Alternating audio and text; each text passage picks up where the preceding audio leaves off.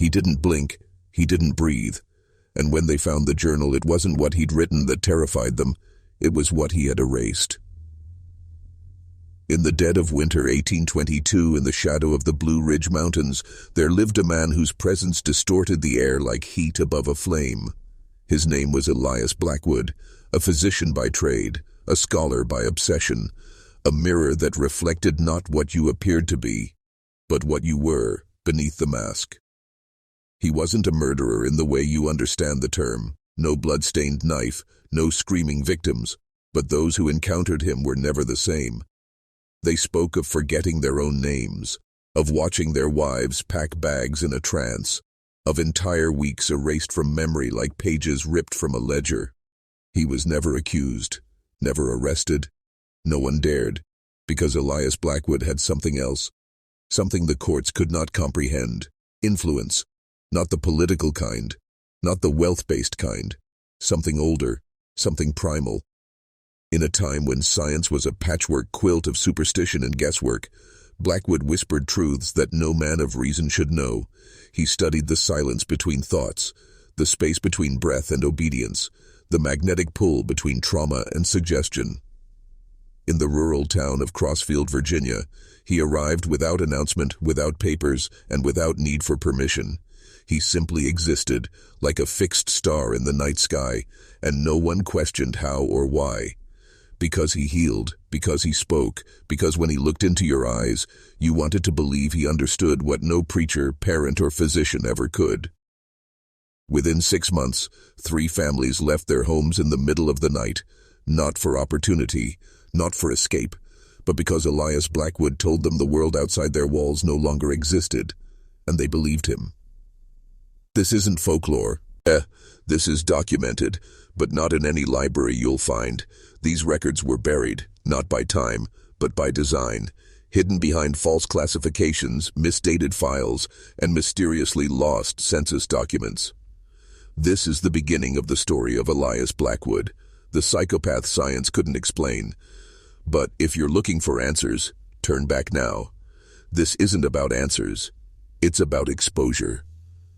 Because once you hear what Blackwood became, you'll never trust your own mind again. They say every man has a shadow, but Elias Blackwood, he was the shadow. He came to Crossfield in the autumn of 1822 under the guise of a rural physician, offering to replace the town's elderly doctor who had mysteriously gone blind just weeks before. No one connected the dots. No one asked why the doctor's last words before losing his sight were, "Don't let him in." Blackwood took over the clinic like it had always been his. Patients walked in with fevers, hallucinations, tremors, things common enough in a frontier town. But what happened after their visits wasn't common at all. They didn't just get better, they changed. Mrs. Alice Wren, mother of 5, stopped speaking altogether for 39 days. When she returned to speech, she claimed she'd never had children. Her husband tried to correct her once, and she struck him with a fireplace poker so hard he couldn't speak again.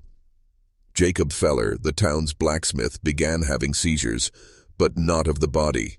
His seizures were psychological. At random moments he'd fall into a state of catatonic silence, then emerge hours later, reciting long passages from texts he'd never read. Latin, Aramaic, even Sumerian. Children in Crossfield stopped playing outside. They stood in rows on porches, staring silently at the roads. Some were seen drawing the same symbol in the dirt, a crooked figure 8, slashed vertically down the center. No one knew what it meant.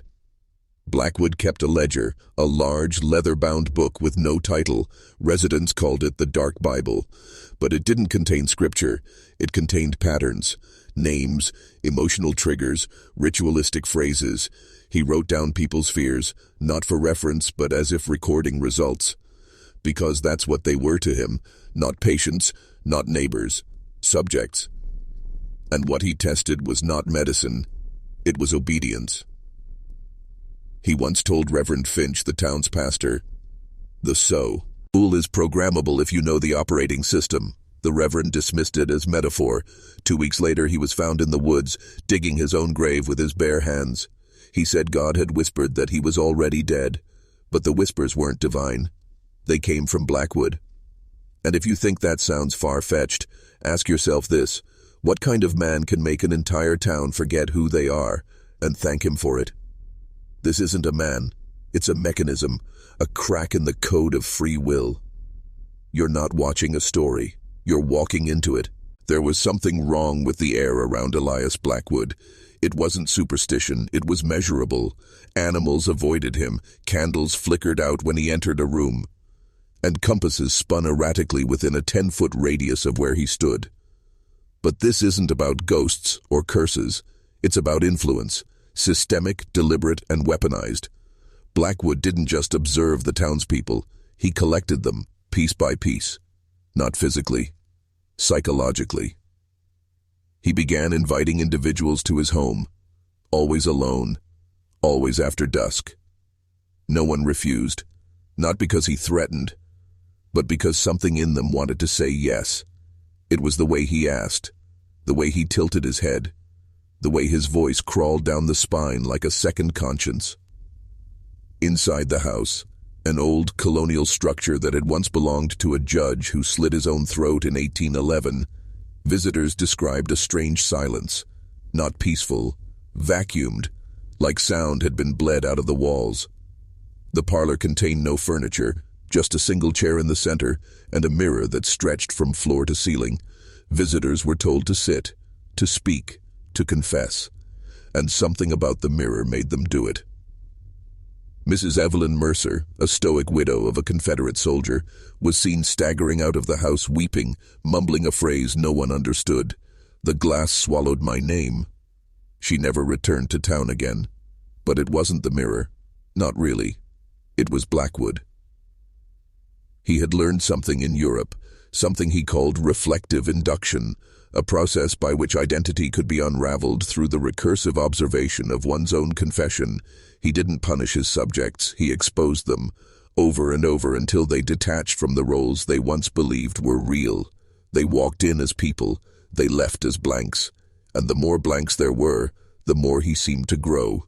His skin, once pallid and sallow, took on a glow. His speech became more rhythmic, almost harmonic. He told the blacksmith's wife that memory is just a symptom of belief, and if you remove belief, time collapses.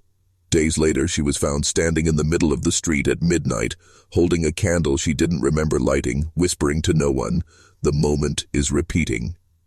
By February, 12 townspeople had resigned from their jobs, abandoned their families, or vanished altogether. But no one investigated, because by then, most of them were already his. Every control system begins with language, not chains, not walls, but words. Elias Blackwood understood this better than anyone. That's why he created the lexicon. It wasn't a book. It was a series of phrases, carefully crafted, surgically delivered, that unlocked something in the subconscious. Phrases that bypassed logic and reached straight into the nervous system, like a needle through silk. He tested them first on the vulnerable, the grieving, the mentally unstable, but then he started using them on everyone, not just in private, in sermons, in school lectures, in casual conversations at the grocer. Each phrase had a function, a trigger. Everything you've known was given to you by men more broken than yourself. That one produced disorientation, followed by suggestibility. Your memory is loyal to your captor. That one induced guilt, then compliance. You do not think, you repeat. That one, that was the virus, the one that spread without a trace. Men began questioning their own thoughts. Women wept without understanding why. Children refused to answer to their own names. It was like the entire town had become a lab experiment in psychological unbinding. But here's where it gets darker. Blackwood didn't create these phrases alone. He translated them. From where? No one knew. But buried deep in the floorboards of his study, hidden beneath a false plank, was a scroll, written in a language no scholar could recognize, not Latin, not Greek, not anything known to man. But when shown the scroll, every person responded the same way. Terror, not fear. Recognition, as if something ancient in them remembered the script, as if their DNA recoiled from the ink. One scholar brought in from Richmond reportedly screamed the moment he touched it, ripped out his own eyes and said, "I won't see it again." So who wrote it, and why did Blackwood have it? Some say he found it in an ossuary beneath Prague during his years abroad. Others believe it was passed down through a secret bloodline of mind engineers that have worked behind the veil of power for centuries. Whatever the truth is, this wasn't just manipulation. It was programming, the kind that erases choice itself. And once the lexicon was fully spoken, Crossfield would never be the same. Neither will you. By early March of 1823, Crossfield wasn't a town anymore. It was a stage, a simulation. People moved through it like clockwork, mechanical, synchronized, hollow behind the eyes. The blacksmith opened his shop every morning at exactly 6:03 a.m., regardless of demand. The school children sat at their desks motionless, even when no teacher entered. Mothers swept already clean porches for hours, and Elias Blackwood walked through it all like a conductor, silent, watchful, smiling. But not everyone broke. There were a few, resistors, the journals called them. Individuals whose psychological architecture didn't collapse under his methods. They didn't trust him. They avoided his invitations. They closed their curtains. They watched. And one by one, they began to die. Not by violence. That would have been too crude. They died by reversal, by contradiction. Agnes Merriweather, who wrote religious hymns, was found composing profane chants in a language she didn't know. The mayor's clerk, a man known for his obsession with timekeeping, tore the hands off every clock in the town hall and nailed them to the ceiling. Each one unraveled in the exact opposite direction of their identities, as if Blackwood had flipped a switch that reversed their internal compass. And this is when the experiments began. Not in laboratories, in homes, in minds. Blackwood didn't need scalpels. He had mirrors, books, and words. He would instruct his students to perform rituals, seemingly meaningless tasks at first: rearrange furniture at midnight, bury a coin in the yard facing north, speak your full name backward into a glass of water. But each act was a rehearsal. Each one chipped away at the ego's boundary, turning identity into vapor, and those who followed, who submitted, felt euphoric. They spoke of dreams not their own, of lives they hadn't lived, of truths that didn't need proof. They begged multiples. That was the word he used. Not citizens, not followers, multiples. Because a mind that doesn't know who it is can be made into anything. Blackwood didn't want obedience. He wanted plasticity. He wanted minds soft enough to shape into new archetypes, ones that had no loyalty to the past, to morality, or to God.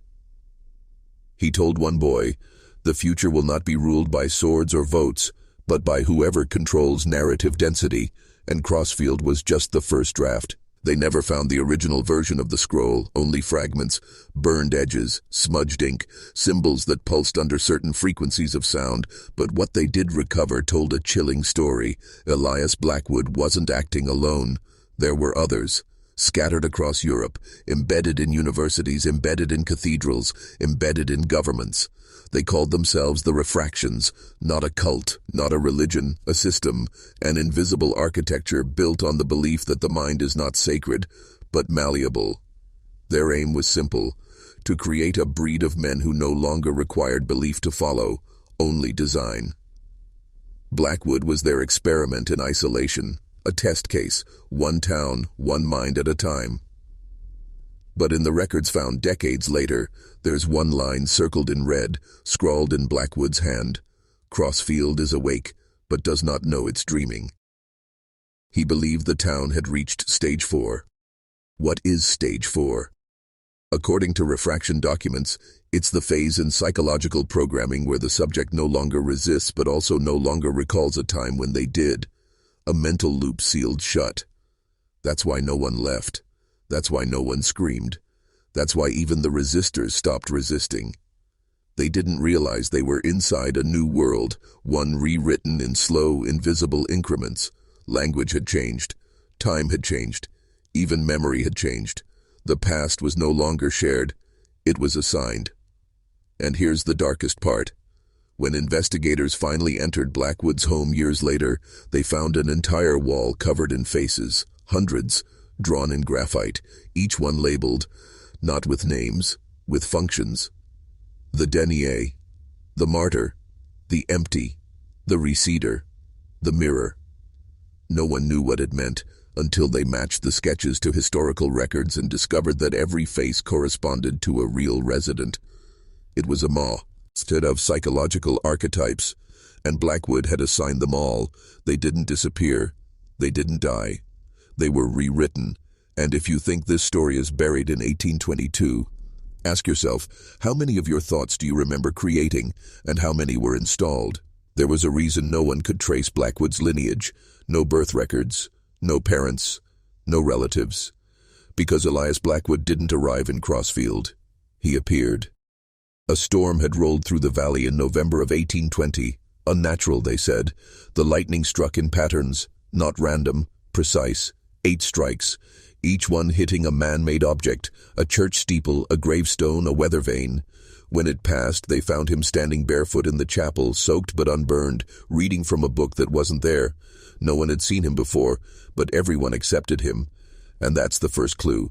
Because one of the earliest signs of linguistic implantation is not obedience, it's familiarity, a false memory of trust, a planted instinct. You don't question what feels known, and Blackwood made sure of that. He always wore the same coat, always said the same greeting, always looked people in the eyes for precisely 5 seconds. It was patterning, conditioning, repetition at the subconscious level until even suspicion started to feel like loyalty. But the key wasn't just in how he spoke, it was in when. He timed his phrases during liminal windows, moments of mental transition, between waking and sleep, between grief and laughter, between certainty and confusion. And that's when he would deliver what he called seeds, short phrases, sometimes just a sound, a syllable. He'd murmur them in passing, whisper them during sermons, embed them in songs sung by schoolchildren, and then he would wait. Days, weeks, sometimes months, until that seed bloomed. A man would renounce his name. A child would begin drawing diagrams they'd never seen. A woman would wake up and dig a hole in her yard exactly 6 feet deep and just stand in it. No command, no coercion, just an idea that grew without origin. And once it bloomed, it couldn't be removed. Because once the mind accepts a truth it cannot trace, it becomes a law. And Crossfield's laws were no longer written by man. They were etched into the architecture of thought itself, which leads to the question investigators never answered. If Elias Blackwood could install identity, what if he installed one in you, and it hasn't activated yet? In 1821, Reverend Samuel Yates wrote a letter to the bishop in Charleston. It was found unopened in a locked drawer decades later, sealed with 3 layers of wax and marked with a phrase in Latin that translates to, "Do not read this unless you no longer dream." The letter inside was short, just 3 paragraphs, but its contents burned through every investigation that followed. Yates wrote, "I believe I am not who I was. My memories wear the shape of my life but not the feeling. It's as though I am reciting a man I no longer am." He spoke of waking up in the middle of the night to find his hands covered in soil he didn't recognize, of saying words in languages no one had taught him, of visions, rooms without doors, candles that bled instead of burned, mirrors that reflected strangers behind him even when he was alone. He ended the letter with this line, "Elias is not a man. He is a doorway."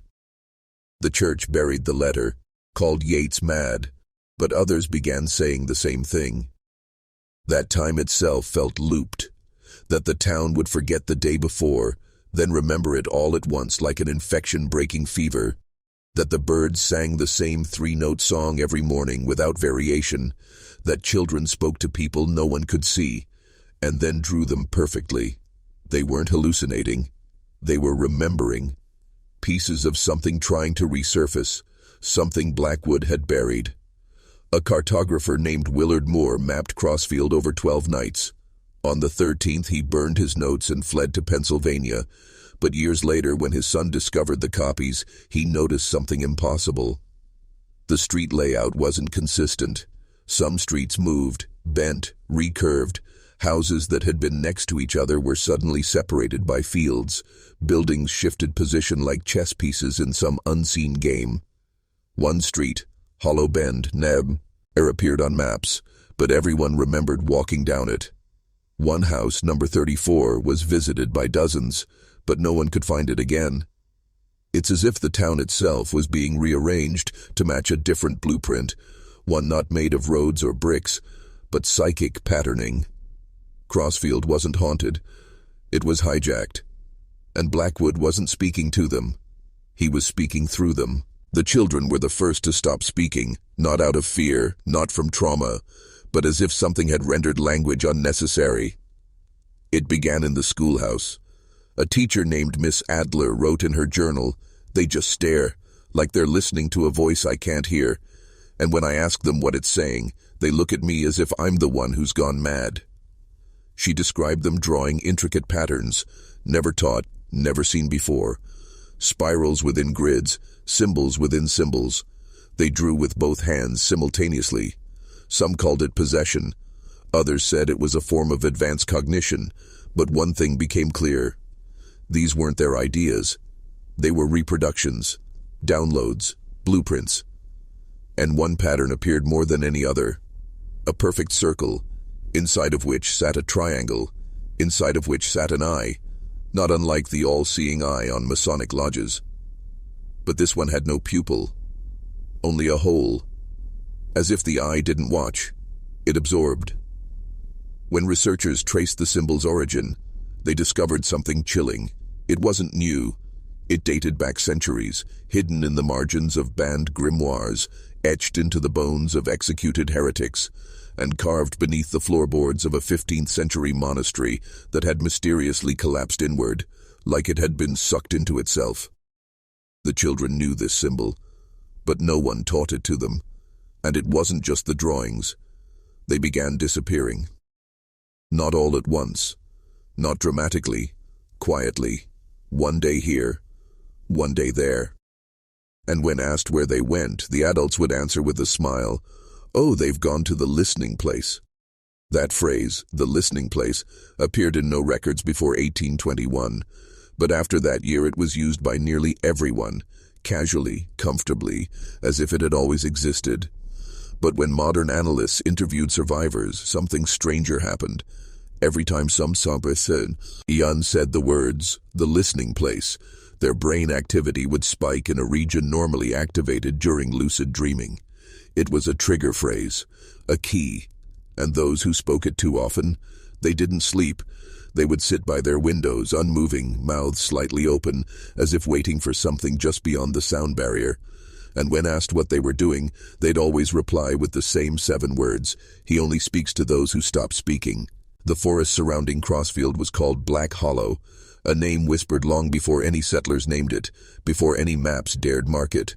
Old tribes wouldn't enter it, hunters avoided it, animals refused to nest within its reach, even birds flew around it, never over. But after Elias Blackwood arrived, he purchased a massive tract of land deep within its heart, an area he called the Inner Fold. No records exist of what he built there, no photographs, no descriptions, only that materials were delivered by rail under total secrecy, bricks imported from Europe, mirrors, not glass but polished obsidian, delivered in crates marked with Latin phrases referring to reflection, deception, and containment. Those who transported the materials never returned.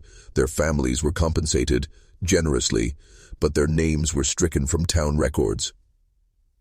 The Inner Fold became a myth within Crossfield, a place spoken of with the reverence of a sacred wound. Some said it was a monastery, others claimed it was a laboratory. One boy, Thomas Griggs, ventured into Black Hollow in 1834. He returned days later, blind in both eyes but smiling.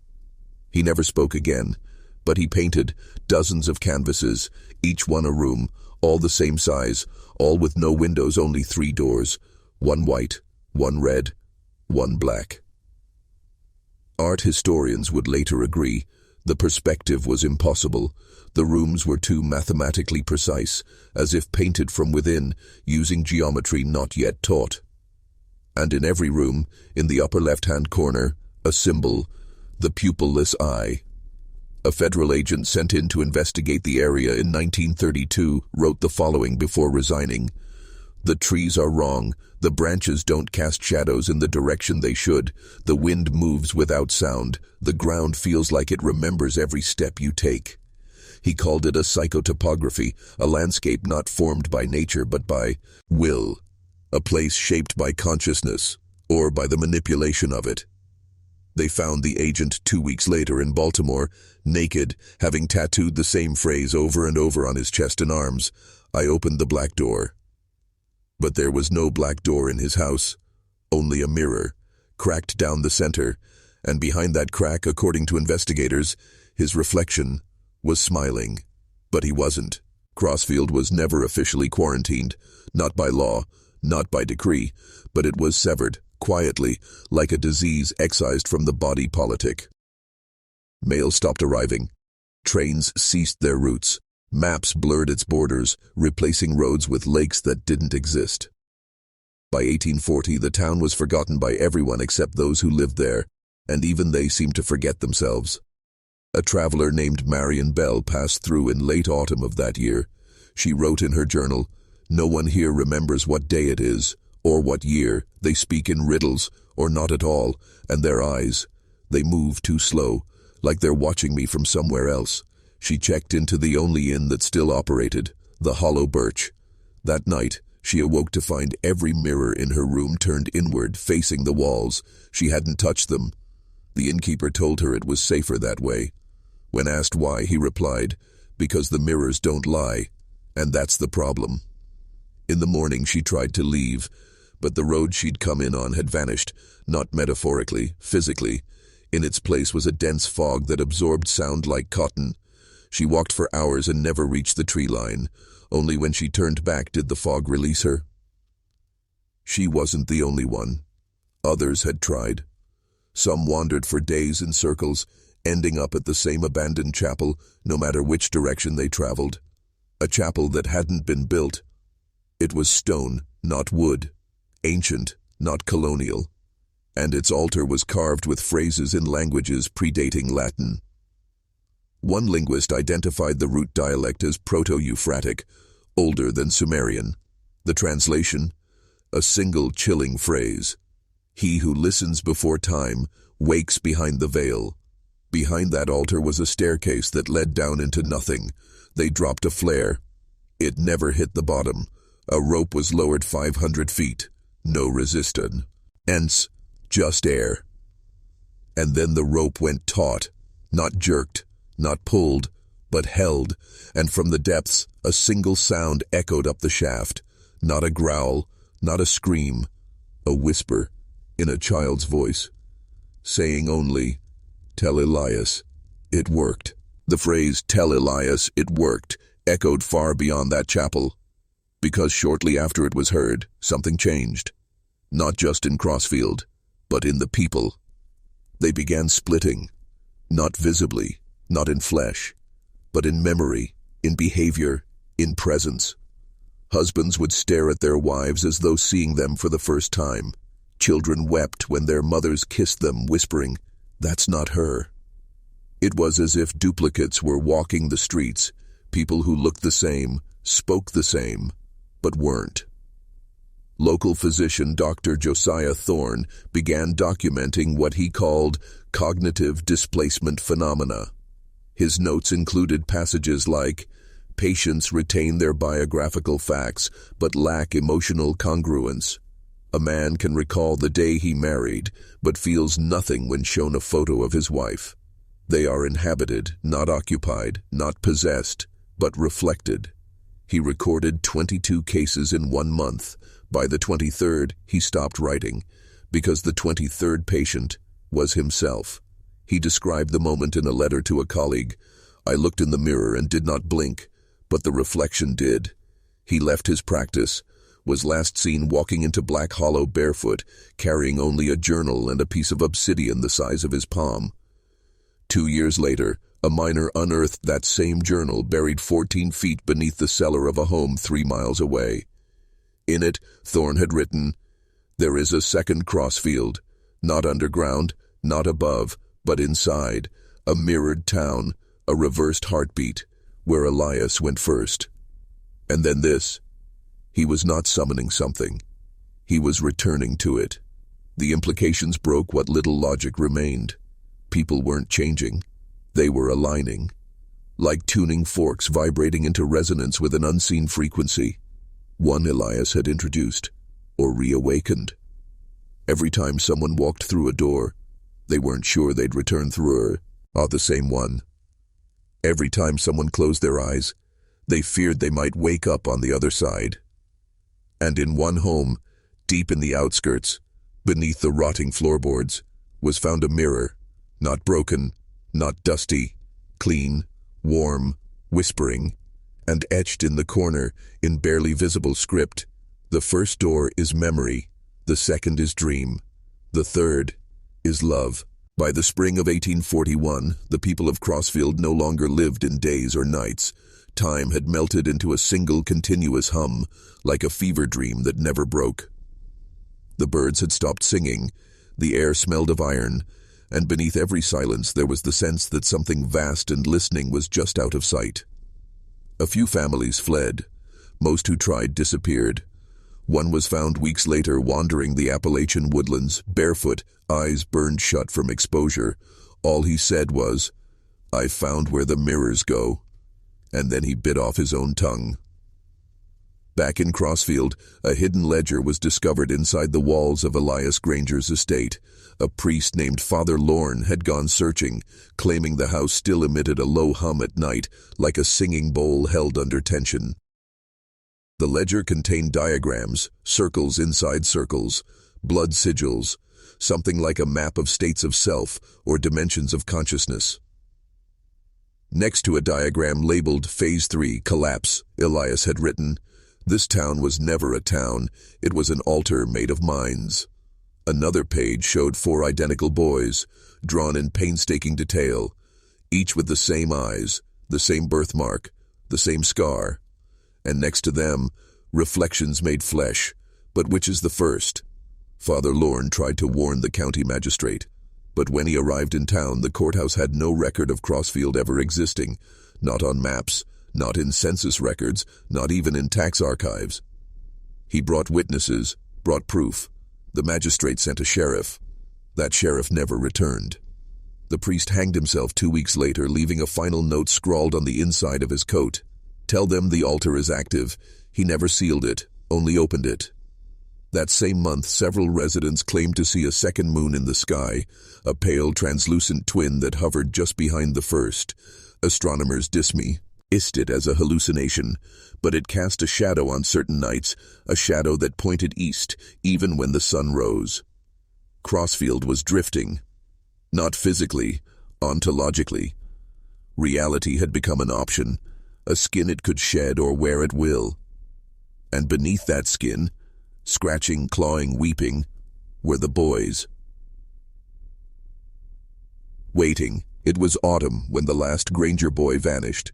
Not died, not escaped, not buried. Vanished. He was seen walking into St. Elias Chapel alone. Witnesses described him as calm, dressed in white, humming something low and rhythmic, like a lullaby from another century. He closed the door behind him. It never opened again. The townsfolk waited. Hours passed, then days. They knocked, called his name, tried to break the door down. It wouldn't budge, not wood, not rusted iron hinges, like the building itself had sealed shut from within. And then, one night, a low glow poured from the chapel's stained glass, though no light source was ever found inside. The colors danced on the graveyard grass like they were alive. Children had dreams, terrible, identical dreams.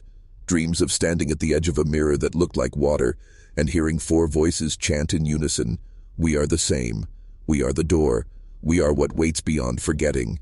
Parents tried to wake them, but the children wouldn't respond, just wept silently in their sleep. One boy, Elias's godson, drew a picture the next morning. The chapel cracked open like a mouth, bleeding shadow, with the 4 boys walking backward into it. Not forward, backward. He said only one sentence. They're walking into the memory of a place. The town's physician, Dr. Thorne, if he was still the same man, delivered one final theory in a note found lodged under the chapel bell tower. The boys are not gone. They are in between, in the membrane of perception. Elias didn't create them.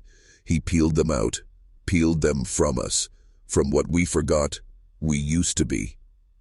There are four, because we fractured in four ways: time, memory, will, and dream.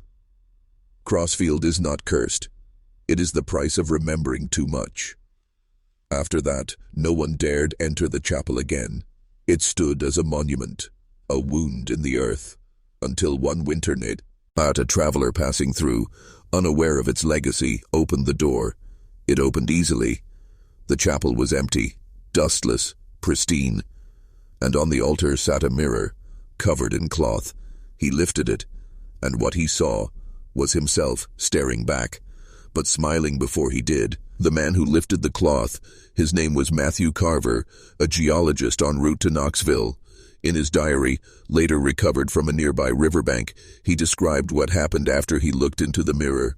Not in metaphor, not in madness, in detail, cold, clinical detail. He wrote, "It wasn't me I saw, not exactly. It was someone using my face, but the smile, it reached backward, like it had existed before me, like the grin was older than my bones." The moment he locked eyes with the reflection, his pulse reportedly stopped. Not slowed, stopped. And yet he remained standing, walking, thinking. He described moving through a series of sensations, like being peeled out of time layer by layer. First, he forgot his name. Then he forgot what names were. Then he forgot the need to remember. His next entry simply said, "I stood at the edge of the mirror, and I stepped through. Inside was not a place, not a dream, not even an afterlife. It was Crossfield, but wrong. A version of it that had never been inhabited. Homes without doors, trees growing backward into the soil. And in the town square, four boys, aged identically, standing in a circle of salt that never touched the ground. They looked at him, not like strangers, but like guides. One stepped forward, opened his mouth, spoke a single word, again, and the town reset." Carver described waking up outside the chapel, the cloth back on the mirror. The birds were chirping, the frost was gone. But the people were wrong. Every man wore the same boots, every woman the same brooch, and when he asked where he was, they all answered, "Crossfield, founded 1841. That year was impossible. He had entered in 1882. He ran until the sky dimmed into a sick amber, but the forest wouldn't end. He claimed the trees were shifting behind him, that the ground was watching. His final entry read, "I don't think this town ever had a beginning. It's the residue of something that tried to become real and needed us to wear its face." They found his body 3 weeks later, kneeling in the river, eyes open, smiling, and behind him, etched into the stone, the altar accepts time as sacrifice. After Matthew Carver's death, the town of Crossfield changed in a way no one could explain, but everyone felt. Not visibly, not physically, but psychologically. People stopped aging, but not in a miraculous way, in a hollow way. Their faces remained youthful, yet their eyes dulled. Their thoughts felt repetitive. Conversations circled endlessly. The same stories, the same words. It was as if Crossfield became unstuck, trapped in a temporal feedback loop that no one could name, yet no one could escape. Even the children stopped growing. Parents whispered that the boys and girls were becoming mirrors. Not metaphorically, but literally. Some swore they caught their own reflection blinking when their child stood still too long. Then came the disappearances. One by one, residents began to fade. Not die, fade. First their memories went, then their names, then their shadows. And then, one morning, they simply weren't there anymore. No record, no clothes left behind. Just an absence shaped like a human being. The town doctor tried to document this, kept a meticulous ledger, but when he tried to write down the names of the vanished, his hands would cramp, his pen would burst, his mind would fill with a static-like noise that made language impossible. He wrote only one legible sentence: "The town is eating itself to remember what it once was."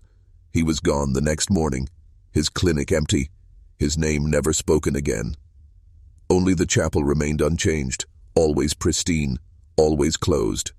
Until one night, the bell rang, 12 times. But there was no bell inside, never had been. The sound came from below, from somewhere underneath the foundation. Locals gathered in the graveyard, their feet trembling, unsure why they were drawn there. Some wept. Others stared skyward, mouthing words they didn't recognize. And then, silence. A long, unbearable silence. Followed by a voice.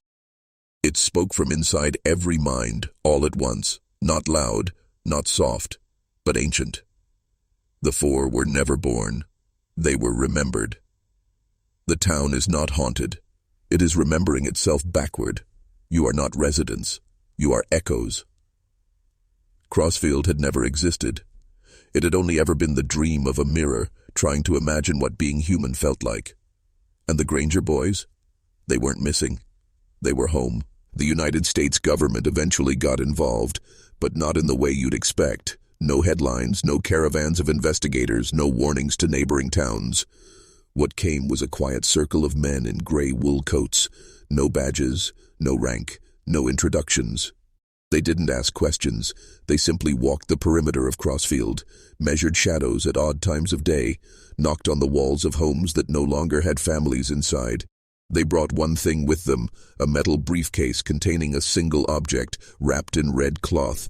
And when the case was opened behind closed doors inside the chapel, a second mirror was revealed. Not like the first, this one was shattered. Each shard was stored in a slot, numbered, catalogued, as if it were a weapon or a cure. No one knows where the mirror came from. Some say it was recovered from an excavation site in Romania in 1804. Others claim it was always in the possession of a government that doesn't appear on maps. The men didn't attempt to fix Crossfield. They knew better. Their goal was containment. They placed the shattered mirror directly across from the original, creating a corridor of reflection. Then they waited, and at exactly 3:03 a.m. on October 9th, the air folded. Not a sound, not a burst, just a quiet reversal of everything. A crow flying overhead paused mid-flight. Leaves on the ground spun counterclockwise. The stars blinked off, and from the space between mirrors, a figure stepped out. It wasn't one of the boys. It wasn't a man. It wasn't anything that could be described without fracturing language. The men didn't flinch, didn't speak, didn't run. They simply bowed, as if in recognition or submission. And the figure moved toward the town square, walking a path that had been waiting since before the land was land. It reached the circle of salt where the four boys once stood, touched the ground, and whispered, "It is done. The mirror remembers." The town groaned, every building, every tree, every stone, not in pain, but in relief. Then silence, again. The men packed the mirrors, sealed the chapel, paved the road behind them. Crossfield was declared uninhabitable due to soil instability, but maps still mark it, and if you go, if you dare, stand in the center of where the square once was, you'll see your own reflection, smiling. Before you do, there was one man who didn't forget. His name was Elias Granger, the younger brother of the quadruplets. Born 5 years after them, Elias had always felt like a shadow in their light. He wasn't identical, he wasn't gifted, but he watched, and watching, saved him. When the town faded, when the boys disappeared, when the reflections swallowed the names of every resident, he remained, not untouched, not unmarked, but aware. He wandered, town to town, state to state, speaking in riddles, carrying with him only a pocket watch that didn't tell time. It counted backward. People dismissed him as a madman, but in hushed corners, Elias became legend. He claimed to have seen the core of the mirror. He spoke of a library buried beneath Crossfield, filled not with books, but versions. Versions of people, towns, histories that never happened, but almost did. He told one journalist, before vanishing again, "The mirror doesn't show you who you are. It shows you what the world must forget to keep existing." In 1910, Elias appeared at an obscure philosophy lecture at Yale. He interrupted the speaker with a single question: "If we are all reflections, who is dreaming the original?" No one had an answer. In 1923, a classified government memo made reference to subject e.g., anomalous survivor of the crossfield phenomenon. The file ends abruptly, redacted, forgotten. But legends speak of a final journal, Elias's own, hidden in a train station locker in New York, found by a conductor who claimed the leather cover was warm to the touch. Inside were 22 pages, handwritten, rambling yet precise. The final entry reads, "The boys are not missing. The town is not gone. I am the only false one. I was not meant to be born. I am the wrinkle that made the mirror crack." And now, they are coming back. Not as they were, but as they were meant to be. The world will forget again, but the mirror will remember, and in that remembering, all things will be reversed. The journal vanished shortly after. But at exactly 2:22 a.m. on the 22nd of every month, someone claims to see Elias, standing in mirrors that don't belong to them, smiling, waiting. In 1937, an event occurred at a remote sanitarium in Michigan, one that was never reported in newspapers, never mentioned in official logs, yet whispers of it circulate in academic circles that don't publish papers, only warnings. A child no older than 10 was admitted. No name, no guardian, no memory. Just one possession, a shard of glass, worn smooth by years of being clutched. The nurses noted something strange. The boy didn't reflect. Mirrors in his presence went black. Polished surfaces grew cloudy. Even puddles of water refused to ripple when he stood above them. Doctors tried everything. Neurological tests, hypnosis, even spiritual intervention. Nothing worked. Until one night he spoke. Just one sentence, whispered to a nurse moments before the power died across the entire facility. "My brothers have returned, and they are many." He vanished from his locked room by morning, the shard left behind, still warm. What followed were years of incidents across America, unexplainable, identical in tone. Children appearing where none were known to exist, towns experiencing reverse sunsets, where the light dimmed in the morning and brightened at dusk, and always reflections behaving wrong. One such event was recorded in the home of a wealthy banker in Illinois. His daughter stopped speaking after claiming that her mirror had shown her a boy with 4 faces, all mouthing the same word, "remember." She began drawing symbols in chalk around her room. One symbol repeated more than any other. A perfect circle divided by 4 lines, a quadrantal seal. Scholars of the occult call it the Cross of Memory. But in one forbidden volume, The Oath of the Mirrorborn, the symbol is far more sinister. It's used to mark beings who were never born through natural means, beings summoned, beings reflected into existence. By 1941, an internal memo from the Department of Unnatural Affairs confirmed the suspicion. Crossfield was not an isolated incident. It was the first opening. The Granger boys were not created. They were released. We do not contain them. We distract them. And we pray the mirror does not remember their true name.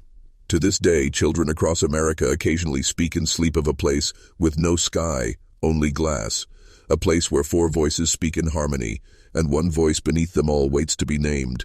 By 1952, the mirror incidents had reached a frequency that could no longer be denied by even the most skeptical. But what terrified those in power wasn't just the phenomenon. It was the pattern.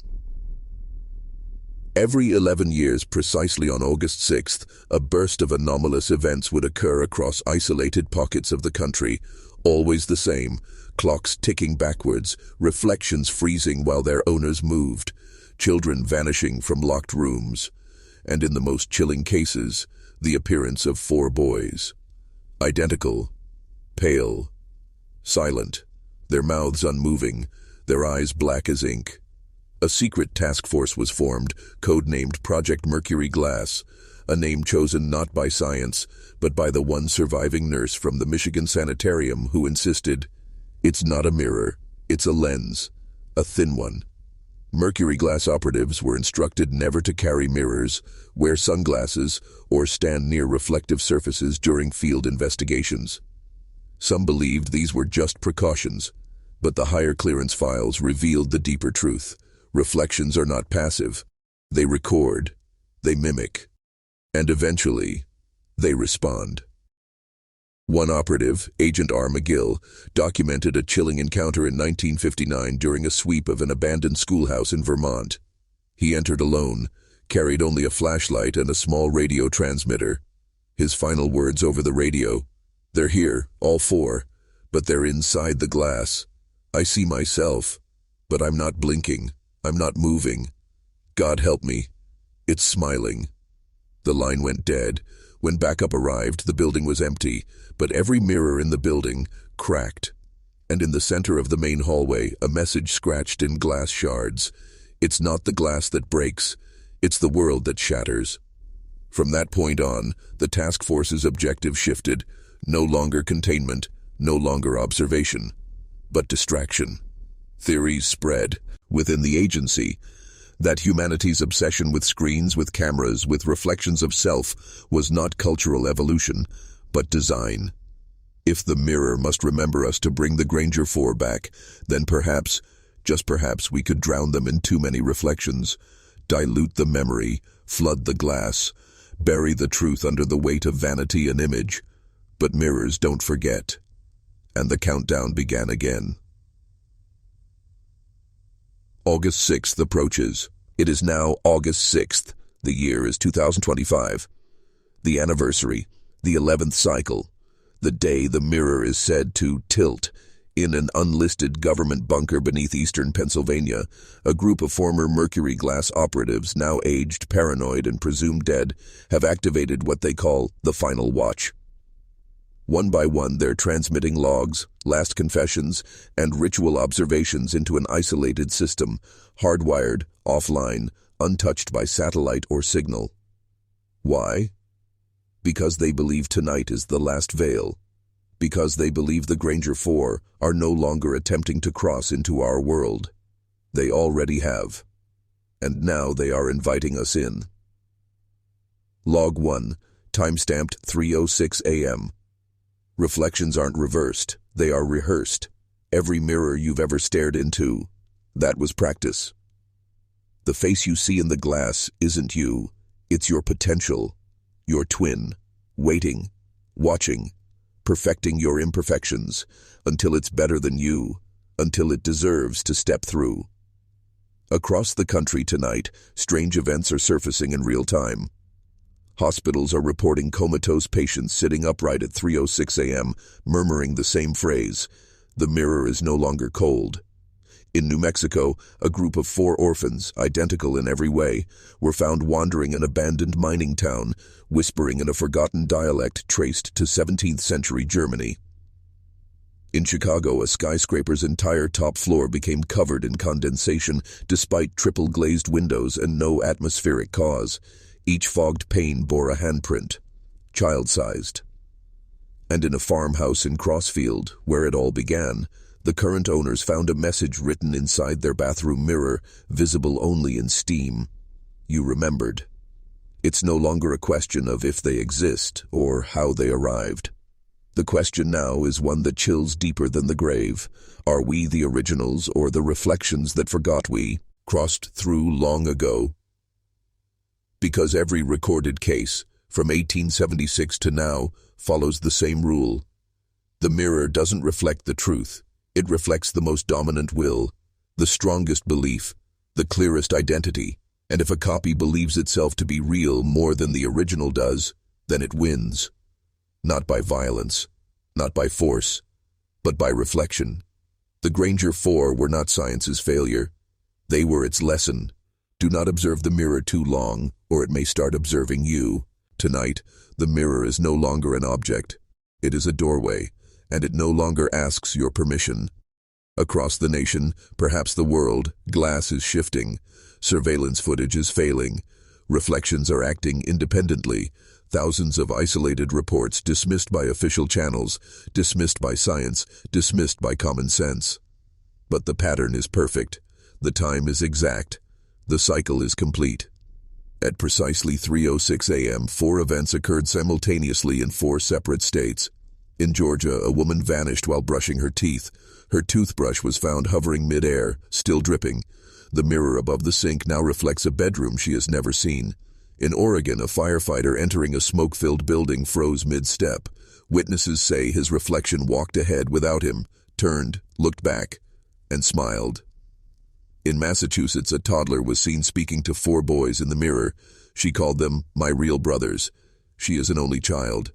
And in the abandoned Granger property, long sealed, long ignored, a light turned on. But there's no power, no electricity, no wiring, just one mirror, hanging, untouched since 1907.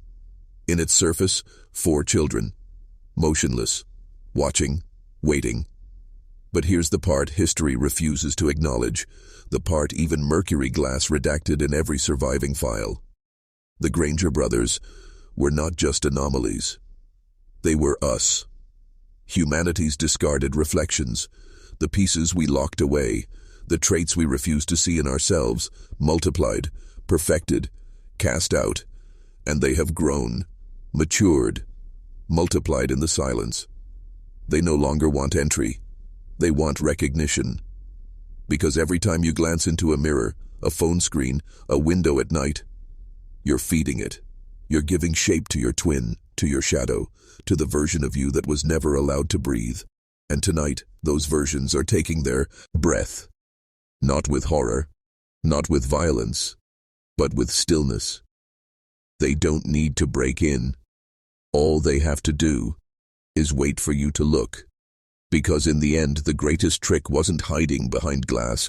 It was making you believe that what you saw staring back was ever really you. The Granger 4 were never meant to stay behind the mirror. They were always meant to become the dominant reflection. And tonight, they are.